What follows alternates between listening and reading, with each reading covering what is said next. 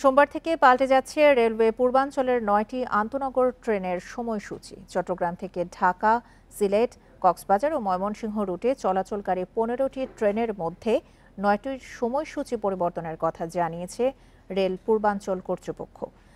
পূর্ব রেলের chief operating superintendent Shahidul Islam জানান, নতুন ওয়ার্কিং টাইম অনুযায়ী ট্রেন ছাড়া ও গন্তব্যে পৌঁছানোর সময়ে কিছুটা কম বেশি করা হয়েছে। নতুন সূচি অনুযায়ী আন্তনগর ট্রেন সুবর্ণ এক্সপ্রেস চট্টগ্রাম থেকে 7:30টার পরিবর্তে সকাল 7টায় ঢাকার উদ্দেশ্যে ছাড়বে। একই ট্রেন ঢাকা থেকে আগের সূচি অনুযায়ী বিকেল 4:30টায় ছাড়বে। ট্রেন চলাচলের নতুন সূচি অনুযায়ী টিকিট বিক্রির সময়সূচি নির্ধারণ করা হয়েছে। নতুন সূচির মাধ্যমে রেল চলাচলের বেশ কিছু সমস্যা সমাধান হবে বলে আশা রেল কর্তৃপক্ষের।